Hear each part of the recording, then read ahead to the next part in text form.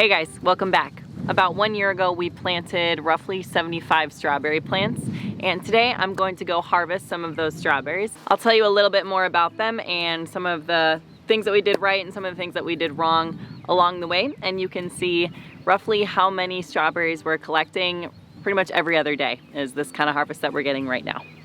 So a little over 1 year ago, like I mentioned, we planted about 75 strawberry plants. We did plant them as bare root strawberries in the early spring. As far as how that method worked, I am a huge proponent of using bare root strawberry plants.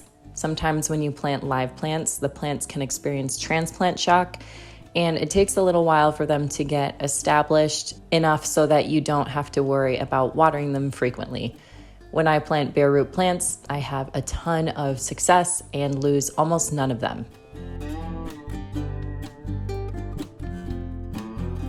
It's typically recommended to snip off the buds or the blossoms the first year so that the plant puts energy towards root growth and becoming established, as opposed to creating fruit that first year.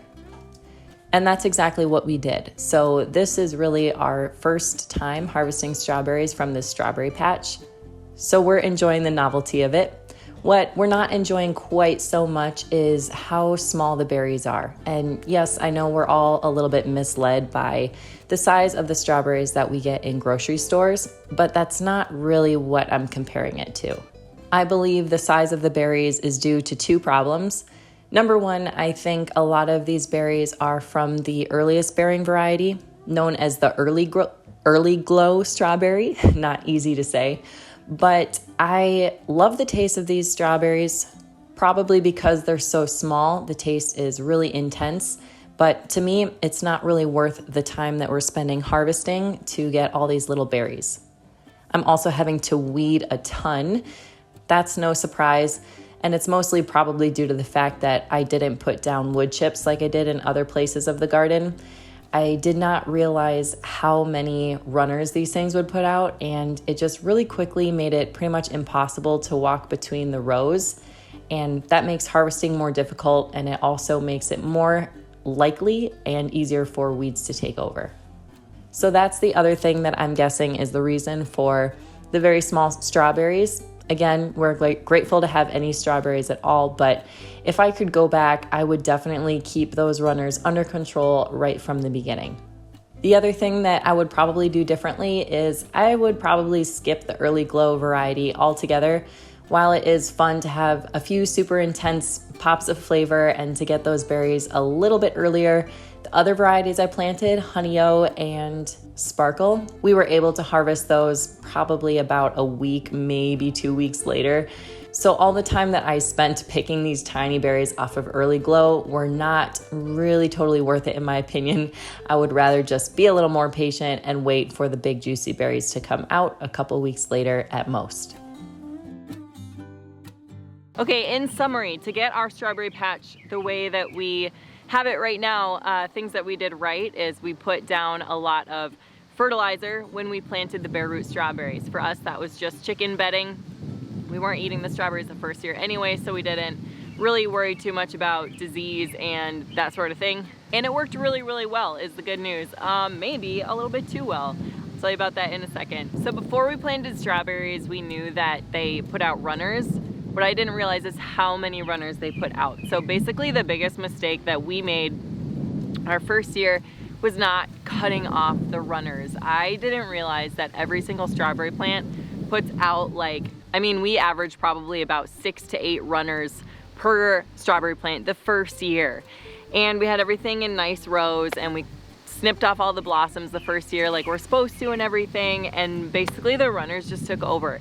Now I know a lot of people like to keep their strawberry patches this way. They just let it happen because a lot of people don't realize when they're planting strawberries that they're only really productive for a few years. I think it's anywhere between the second year and the fourth year, and after that you're supposed to kind of get rid of them and start new plants. So I kind of thought, hey, what's the big deal? We'll just let the runners do their thing, and then we'll have, plants that are newer and that can bear fruit longer.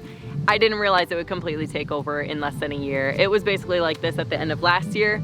The good news is we're getting a lot of fruit, right? That's a good thing, but the bad news is that it takes a really long time to pick the amount of fruit that is coming off the plants and that we need, because the berries are very small. You can correct me if I'm wrong on this, but I think that that's because the runners have taken over. Everything's very crowded. Probably, I would guess, probably 70% of the plants in there are actually just runners, that this is their first year. So it's really hard to tell what the mature plants are and what they are not.